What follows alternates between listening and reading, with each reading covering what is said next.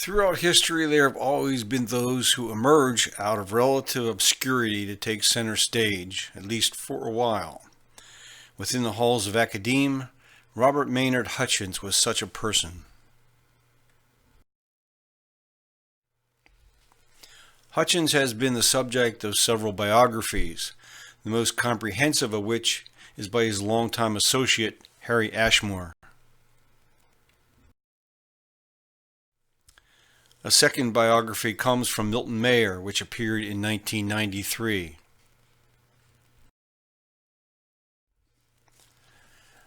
Robert Maynard Hutchins was born in the last year of the 19th century into a Presbyterian family, the head of which served as pastor of the neighborhood church in the Bedford section of Brooklyn, New York. Years later, he recalled of his childhood,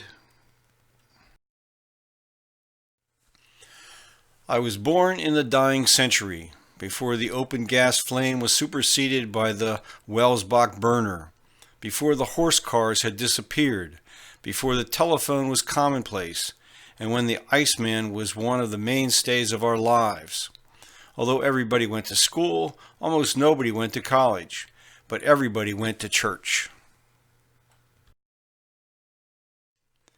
When the United States entered the First World War, 18-year-old Robert M. Hutchins left Oberlin College to enter the U.S. Army Ambulance Corps, living up to his obligation as a citizen and patriot, as well as his moral aversion to the possibility of taking the life of another person. Stationed in Italy, he did his job removing injured soldiers from the front, at times under heavy artillery fire by Austrians. Recovering in hospital from an illness, he came to form a rather negative opinion of Italian allies. They filled up our half-empty ward with Italians in the recovering stage. Individually, the Italians are the people I shall avoid most after the war. You have to admire their collective bravery when things are going their way. But as persons, they are rotten, that's all. They have no sense of decency, and they will steal your gold teeth in your sleep. Back from the war, Hutchins enrolled at Yale University in 1919, where he thrived, earning needed money by establishing a cooperative tutoring service for students who sought academic help. For him, the great value of attending Yale was the contacts he made with men destined to become prominent in some capacity. "We went to Yale to become Yale men. Yale men could pass through portals and scale heights which others could not attain. They could do so not because of what they knew, but simply because of where they had been. The benefits flowing to me from my acquisition of this title have been considerable, and I do not underrate them. My point is that these benefits had nothing to do with my intellectual development."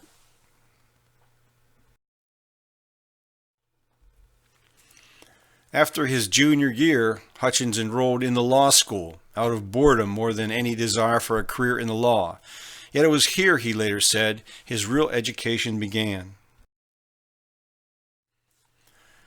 "I do not mean to say that I knew then I was getting an education. I am sure the professors did not know they were giving me one. They would have been shocked at such an insinuation. They thought they were teaching me law. They did not teach me any law, but they did something far more important. They introduced me to the liberal arts." Still in his junior year, he met and soon was engaged to marry the 19-year-old Maud Phepps McVie. They married in September of 1921. Already he was forming the ideas that would dominate his thinking for decades to come.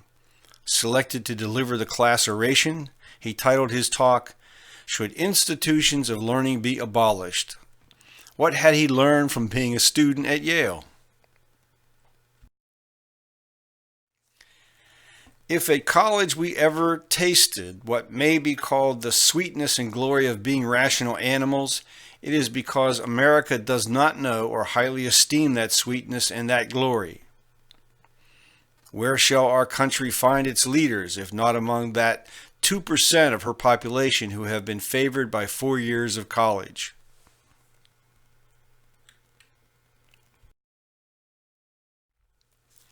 Education in the land of his birth had been of the practical and useful sort going back to the colonial period of self-reliance, with the establishment of societies for the diffusion of useful knowledge as championed by Benjamin Franklin. Now married, he left law school and found employment teaching English and history at a private college preparatory school in upstate New York. What he did had little, if anything, to do with education, he concluded. In the school I taught in, I did not dare try to educate my charges. It would have confused their minds. Not long thereafter, he received an offer from Yale University to become secretary of the corporation, responsible for public relations and fundraising. From this point on in his career, fundraising activities would consume the greater part of his time. He began work at Yale on the 1st of January, 1923. He now renewed his pursuit of a degree in the law, balancing work responsibilities that included extensive travel to speak to alumni groups with his studies and classroom attendance. Working for the university did not prevent him from expressing dissatisfaction with the type of education undergraduate students received, as this brief excerpt from a talk given to prep school students reveals. Those who grow apprehensive about atheism and Bolshevism in the colleges merely betray their ignorance, for the most conservative places in America today, as faculty members know, are the universities. What he found attractive in his study of the law was the Socratic method of instruction. What he rebelled against was the law as a trade and the emphasis on technical knowledge, drawing up of wills, writing contracts, or the methods of examining witnesses at trial. Hutchins received his law degree in 1925 and became a member of the Yale Law School faculty, assigned to teach criminal law in a manner in which he found little merit. It seemed to me that the only way you could sensibly go after criminal law was to go into the whole system, to go into criminology, go into corrections, and for these purposes try to draw on what I assumed to be the vast knowledge of psychologists and psychiatrists, who were then a budding profession in this country, and nobody else who could shed light on what the actual role of the criminal law was and how it could be made to work to reduce crime and to do justice, rather than to increase crime and increase injustice. Already at age 27, he was outspokenly critical of how the law was being taught and practiced, and then he was appointed dean of the law school. The president of Yale University encouraged Hutchins' idea of incorporating the social sciences into the study of law. However, as would be the case throughout the rest of his professional life, his efforts were opposed by nearly everyone potentially affected. One of his first acts was to bring in William O. Douglas from Harvard to join the faculty. And then at the end of the 1929 academic year, Hutchins left Yale, appointed the new president of the University of Chicago, the Midwest's grand educational institution, endowed by none other than John D. Rockefeller. What Hutchins found upon taking office at Chicago was not what he considered to be a university. Rather, there were departments operating independently of one another, focused on graduate-level education and research. What Hutchins immediately called for was cooperation between departments. More threatening for the senior members of the faculty, he questioned the value of tenure. One of his first recruits, brought aboard to advance his reform agenda, was Mortimer J. Adler, who had just been awarded his doctorate at Columbia University. The faculty did not react with great enthusiasm, particularly because Adler was to be paid more than any other member of the philosophy department faculty. With Adler safely on board, Hutchins next set about to reorganize undergraduate education. From their perspective, very few members of the faculty met their definition of an educated person. As Adler reported to Hutchins, "You have huge mountains of convention, prejudice, laziness, stupidity, vested interest, and economic fear against you. It comes from all quarters. The science people are prejudiced because of their conventional notions of how science must be taught. The humanities are trying to save their language courses. They are all greedily protecting their private diggings, and what gets me sorest is that they are doing so under the false banner of educational theory." Hutchins included himself in this group of uneducated educators, and so, with Mortimer Adler as teacher, Hutchins joined 20 entering freshmen in the first course based on the classic works of Western civilization. There were no written exams. The students were subjected to an oral examination upon completion. Adler and Hutchins then took their program off campus into the community, involving many of the university trustees and civic leaders as participants. Back on campus, the dean of the philosophy department declined to renew Mortimer Adler's contract. Hutchins used his influence to secure for Adler a position on the law school faculty. Adler's critics began to refer to him as Professor of the Blue Sky. Although what was being taught and how it was being taught remained a consistent concern of the president, his responsibilities as the top administrator of the university were more than enough for most normal human beings. A sign on his desk read, "Don't tell the president what he already knows." As he observed, "The problem of time is insoluble. The administrator should never do anything he does not have to do, because the things he will have to do are so numerous he can't possibly have time to do them all.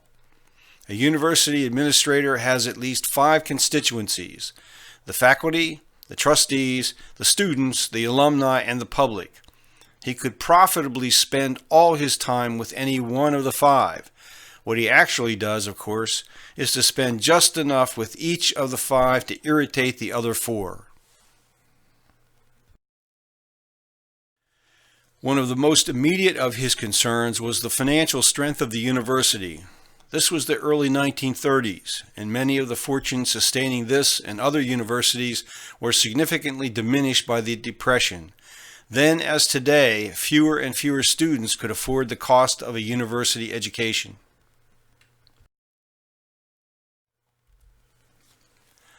Hutchins responded by eliminating some 350 course offerings, capping faculty salaries while increasing their responsibilities to include classroom instruction, reducing administrative salaries, and adopting other cost-cutting measures.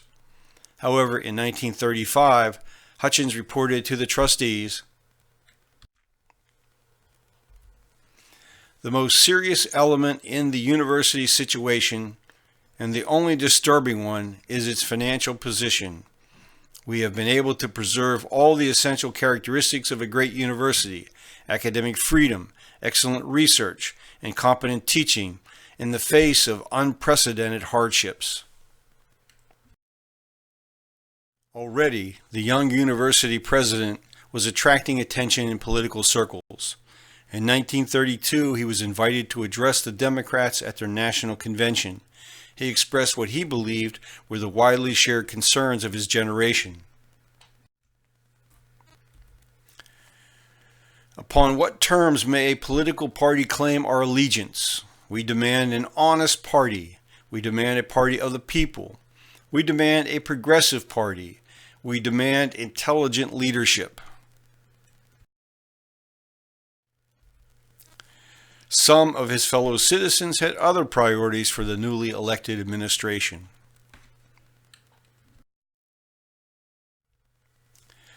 Hutchins also acknowledged that prohibition had failed and called for a repeal of the 18th Amendment. He went on to call for a pledge by the Democrats that they would do all that was required to promote world peace, including unilateral disarmament if other nations chose not to join the United States. Neither military nor economic power was, he argued, a legitimate instrument of power against other nations. Hutchins endorsed the progressive taxation of incomes and of inheritances, and argued for the reduction of public debt in times of prosperity, but endorsed deficit spending by government during periods of recession or depression. He urged elimination of tariffs that benefited manufacturers at the expense of consumers, and he called for an end to the private monopoly of natural resources. He was prompted by the periodic collapse of banks to suggest that perhaps banks should be nationalized. Anticipating the charge that what he was proposing was an attack on the American system, Hutchins declared, "These measures are the minimum program demanded by the present emergency. In that sense, it is truly conservative, for the true conservative is not interested in conserving chaos. If the Democratic Party will issue a clear and decisive challenge in such terms as these, it may command the allegiance of the rising generation." It is worth repeating the comment made by Harry Ashmore regarding this speech. In that brief compass, he managed to gore most of the sacred cows in the nation's political pasture, and he brought the young Democrats to their feet, cheering. Perhaps only some will be surprised that he ended up disappointed in Franklin Roosevelt's promises and voted for the socialist candidate Norman Thomas. Norman Thomas stood for democratic socialism. Others, less patient for changes to what they believed was a system bankrupt of fundamental justice, thought they saw in Soviet-style state socialism the solution to a better future. Reactionaries focused on the universities as centers of anti-Americanism. Academic freedom was under attack. Speaking to the American Association of University Professors in 1931, Hutchins took a firm stand. "We have got to make ourselves clear. The only question that can properly be raised about a professor with the institution to which he belongs is his competence in his field. His private life, his political views, his social attitudes, his economic doctrine, these are not the concern of his university." Despite his continued disappointment with Roosevelt in office, some party leaders thought to bring him into the government. A meeting was arranged with Edward House, the former advisor to Woodrow Wilson, brought aboard to find talented but accommodating individuals for Roosevelt's administration. Harry Ashmore provides Hutchins' recollection of the meeting. He said he had told Colonel House that the only position he would consider was that of Secretary of War, which he expected to occupy only long enough to fire all the officers he had served under in World War I. Neither the pressures of the Great Depression nor the chaos in world affairs diverted his attention from his advocacy for educational reforms. Although a larger and larger percentage of young people were completing primary and secondary schooling, Hutchins challenged those who believed the system was working. In a speech before the National Education Association, he charged, "The elementary schools are 8 years for no better reason than that Horace Mann, when he went to Germany to find a school to imitate, imitated the wrong one, and imposed upon this country as a preparatory unit a school that was terminal in its native land." The high schools are largely dominated by collegiate requirements that have no application to a majority of their students. The junior colleges are frequently 2 years more of high school, or pale imitations of the first 2 years at the state university. The colleges of liberal arts sometimes seem to duplicate the high school at one end and the university at the other. The universities are weird mixtures of general education, specialized study, professional training, and college life. If we are ever to alter the public attitude toward education, we must clarify the functions of all these organizations and their relationships to each other.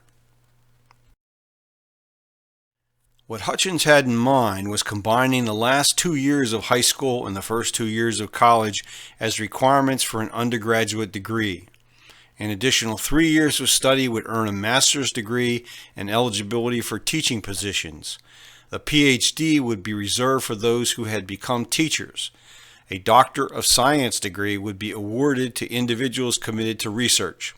In short, he hoped to totally restructure how education services were delivered in the United States. As he should have anticipated, the University of Chicago was not going to become the center of his new experiment. The faculty, the trustees, and many alumni were more than content with the status quo. Instead, Hutchins, Adler, Stringfellow Barr, and Scott Buchanan took over St. John's College in Annapolis, Maryland, and remodeled it into an interdisciplinary Socratic Academy of Learning. Throughout the 1930s, Hutchins continued to deliver his message that the nation's schools, colleges, and universities were delivering far less than promised. On one occasion, he stated, "In the preparation of teachers, we are involved in a vicious circle. The teachers are badly educated. They educate their students badly. Some of the badly educated students become badly educated teachers who educate their students badly." Where had it all gone wrong? New England invented the horrid machinery composed of course grades, course credits, course examinations, and required residence through which we determined by addition, subtraction, multiplication, division, and a logarithm table the intellectual progress of the young. Of course, this machinery has nothing to do with education and constitutes, in fact, one of the prime obstacles in its path.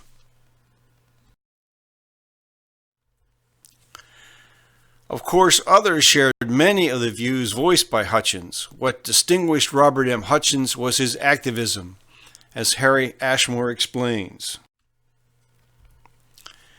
Hutchins was unique in advocating a complete scheme for the reorganization of the nation's educational structure, including a formulation not only of the ends it should be seeking, but of the means for achieving them. He was attempting, moreover, with some success, to put his theories into practice at his own institution.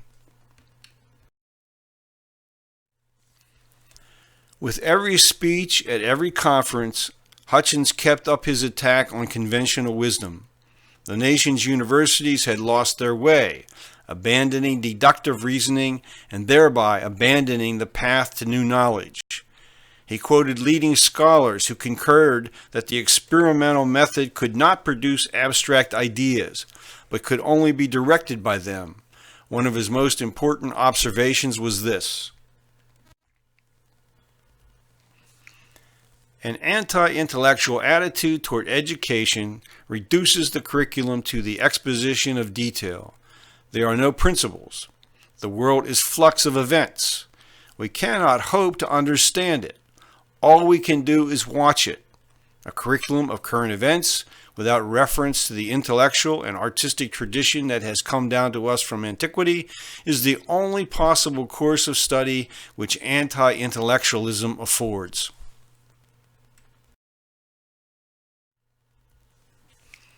From the perspective of most of his older contemporaries, what Hutchins proposed meant abandoning what they embraced as the scientific method.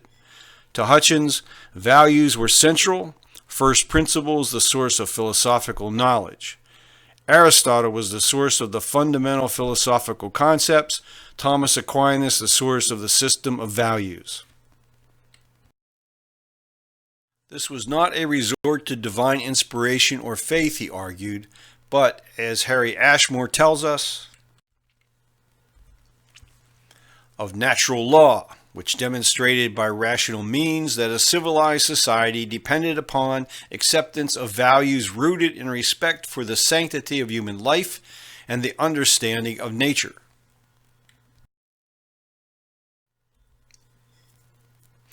Yale University Press published 4 of his addresses in 1936, prompting responses by a growing number of critics, including John Dewey.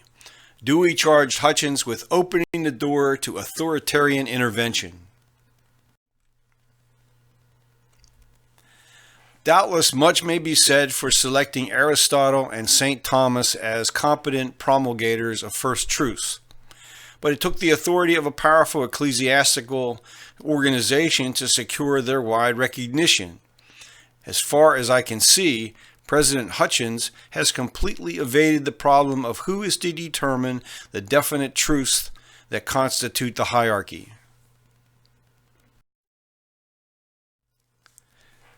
Robert Hutchins provided a detailed response, indicating that Dewey had both misunderstood and misrepresented his views.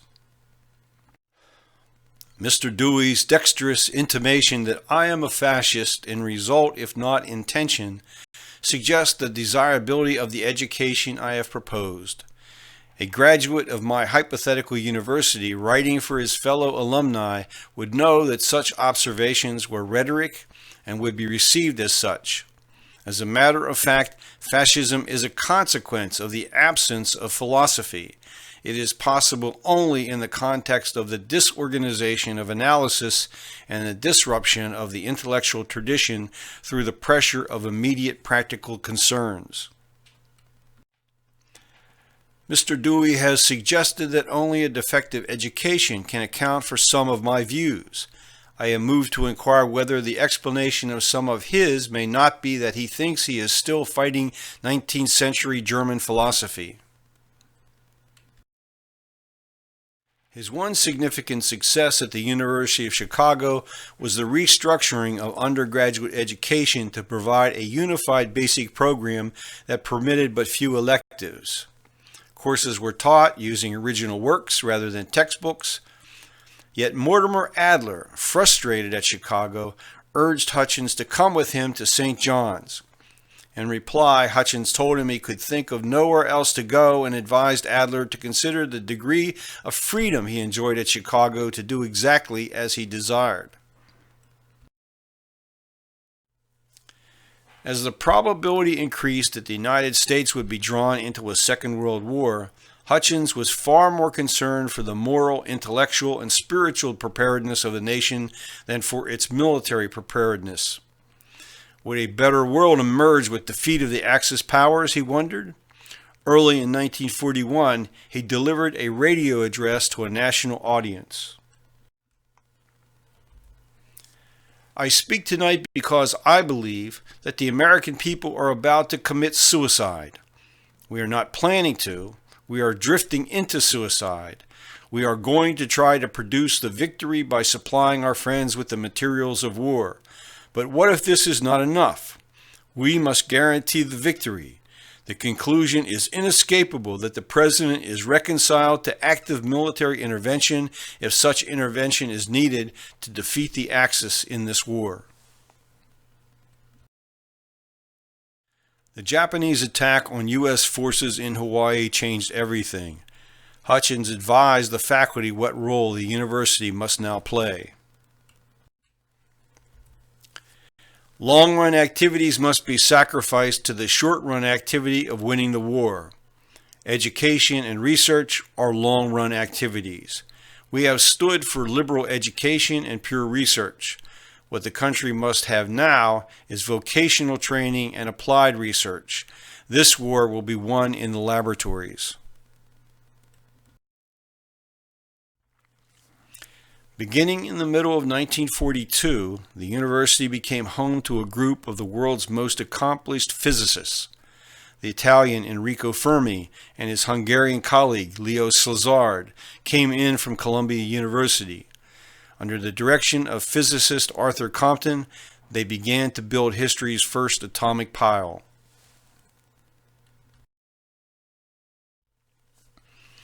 Remarkably, Hutchins was able to allocate resources to develop an interdisciplinary graduate social science program, bringing together economic historian John Neff, economist Frank Knight, anthropologist Robert Redfield, dean of the law school Wilbur Katz, and chair of the Department of Education Ralph Tyler.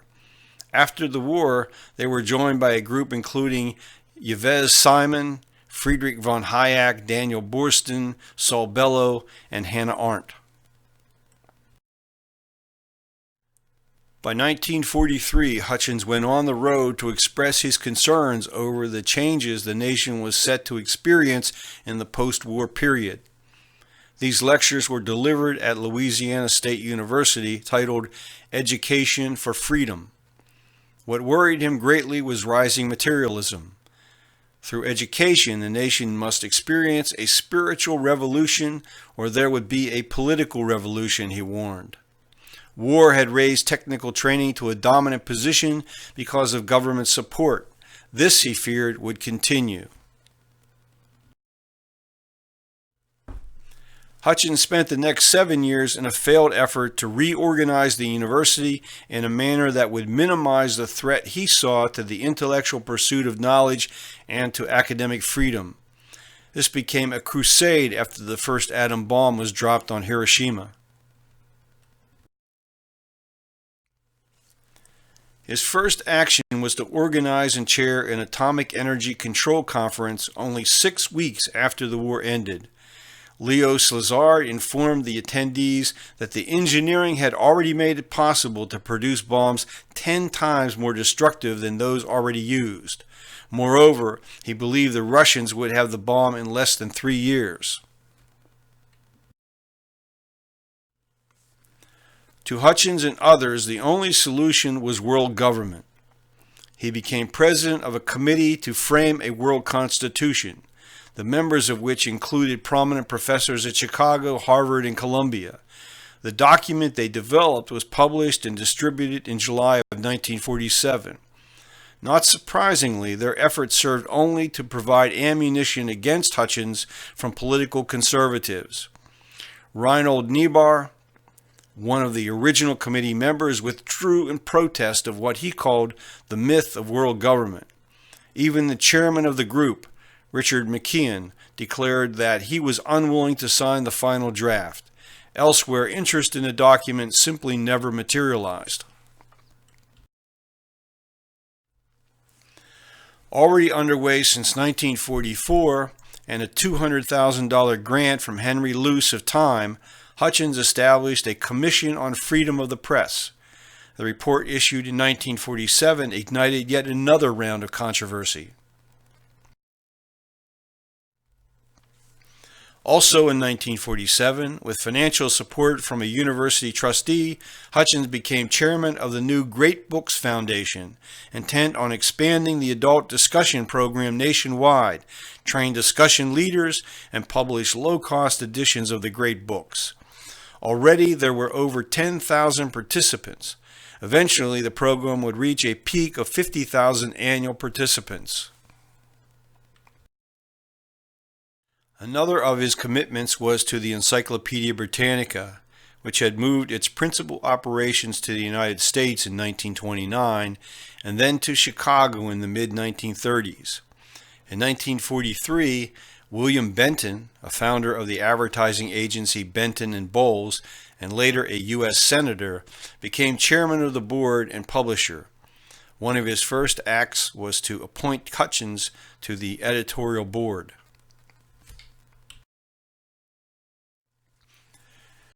In 1949, Benton was asked by Henry Ford II to intervene with Paul Hoffman, administrator of the Marshall Plan, to become head of the Ford Foundation. Hoffman wanted Hutchins to come with him. A year later, Hutchins informed the University Council that he was resigning as chancellor. Within just a few years, most of the innovations Hutchins brought to the University of Chicago's structure and curriculum were reversed. In his farewell address to the trustees and faculty, he seemed to expect this would be the case. The most dangerous aspect of public relations work is its reflex action. We find that the public does not like something about the university. Our temptation is to change this so the public will like us. Our duty is to change public opinion so that the public will like what the university does, and if this cannot be immediately accomplished, to hold out against the public until it can be. Sometime later, assessing his 20 years at Chicago, he concluded, "My mistake was that I thought I was a successful evangelist, while I was actually the stopper in the bathtub. I thought I had convinced everybody when all I had done was block a return to normalcy." Along with Paul Hoffman, Hutchins now picked up and moved to California to take over the Ford Foundation. Instead of the constant pressure to raise funds, they were now in a position to distribute grants into areas of society where they would have significant impact. First, the establishment of peace. Second, the strengthening of democracy. Third, the strengthening of the economy. Fourth, education in a democratic society. And fifth, individual behavior and human relations. Over the next 4 years, they distributed $186 million in these areas, including $640,000 to Mortimer Adler's Institute for Philosophical Research, established in San Francisco. Their activities attracted critical attention from the House Un-American Activities Committee, and in 1952, Henry Ford II, Paul Hoffman, and Robert M. Hutchins were called to explain the rationale for the Foundation's activities, which some asserted were subversive. The three men met with Committee Chair Eugene Cox of Georgia, the result of which was a clean bill of health for the moment. Cox was not made aware of the initiative underway at the Foundation to support activities of groups committed to elimination of restrictions on freedom of thought, inquiry, and expression. With Henry Ford II's support, the Foundation Board approved a $1 million grant for establishment of a new corporation to be called the Fund for the Republic. Hutchins described what the fund would do. The fund should feel free to attack the problem of the freedom of the press, of migrant workers, of the immigration laws and the McCarran Act, of loyalty investigations, of the House Un-American Activities Committee, of conscientious objectors, of academic freedom and teachers' oaths, of racial and religious discrimination in all its manifestations, from lynching to inequality of educational opportunity, of disfranchisement, of dishonesty in government, of the liberties guaranteed by the First and 14th Amendments, of the administration of justice, etc. Hutchins then convinced the Foundation Board to increase the grant to the Fund for the Republic to $10 million, conditioned on the veto of any person put forward to serve on the board of the fund. And then the board of the Ford Foundation decided to bring the executive offices back to New York. Paul Hoffman resigned as president. Hutchins remained behind, becoming, as he said, an associate director with no one to direct and with whom no one would associate. That would not last long. Hutchins became president of the Fund for the Republic. The right wing came after the fund, and Hutchins, when they learned that Earl Browder, head of the Communist Party of the United States, was being paid as a consultant for the fund-sponsored study of communist infiltration into United States institutions.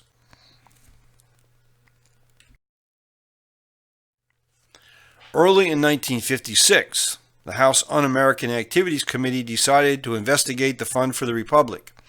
Henry Ford II publicly announced his own concerns with how the assets of the fund were being used. Even former communists, such as the philosopher Sidney Hook, joined in the attacks, accusing Hutchins of total political innocence and suggesting he was the prince of soapy-minded ritualistic liberals.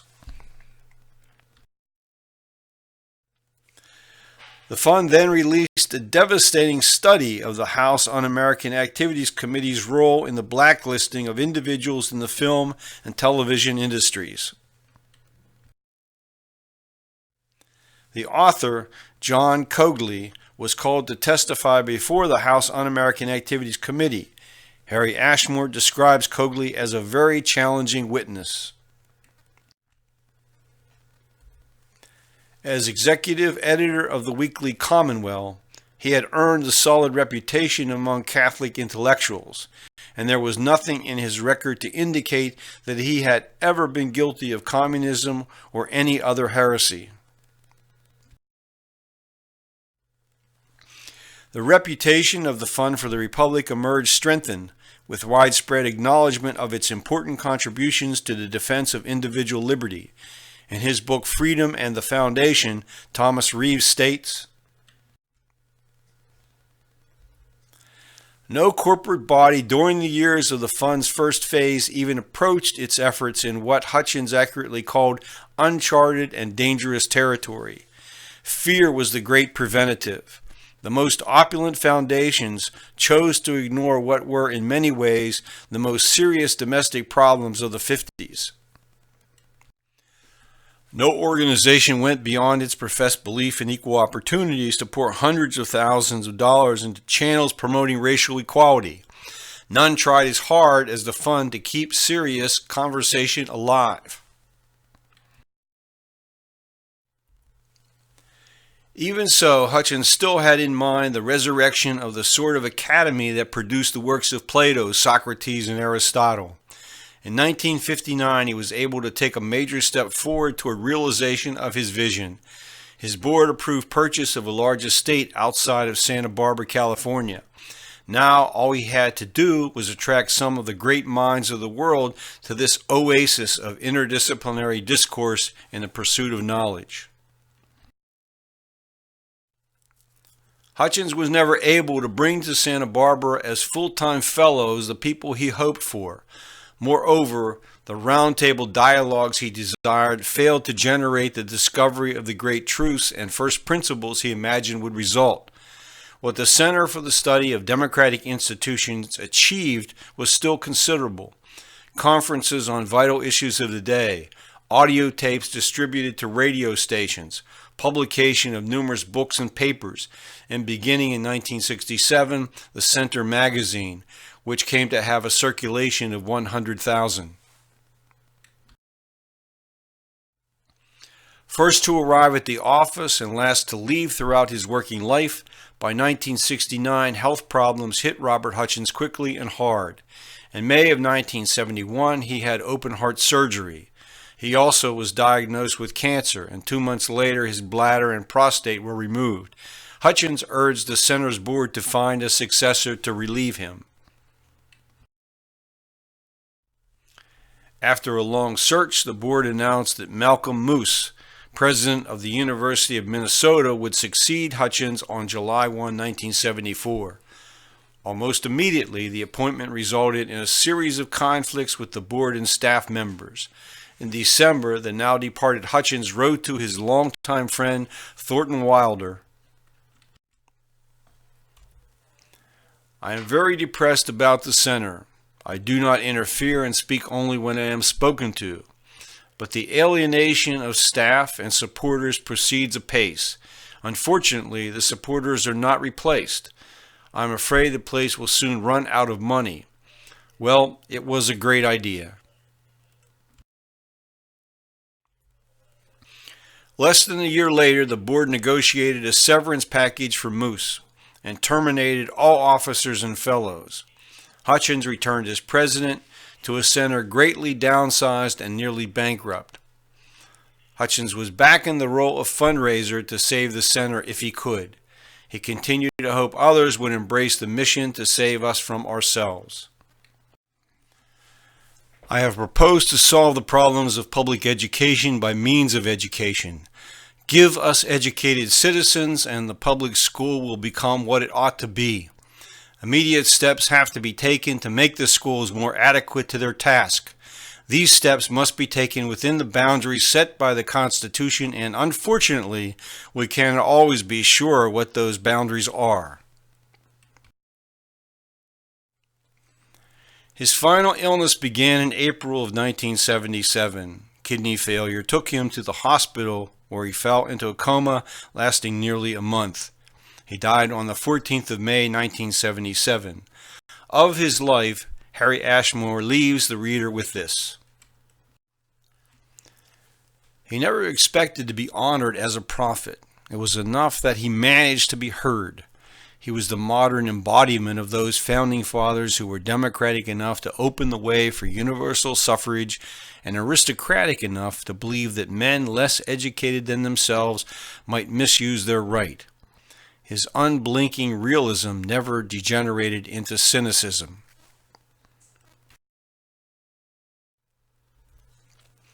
And from Milton Mayer, Bob Hutchins was not the very best man I have known, not by a long shot, nor yet the very worst, by a longer shot still. But he was the only great man I knew both well and long.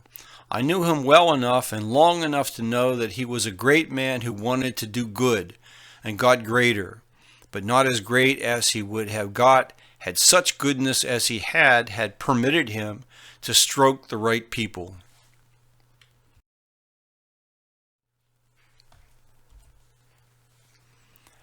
Over 40 years have come and gone since the death of Robert M. Hutchins. The issues he raised, the perspectives he championed, the problems he recognized but could not resolve remain with us today.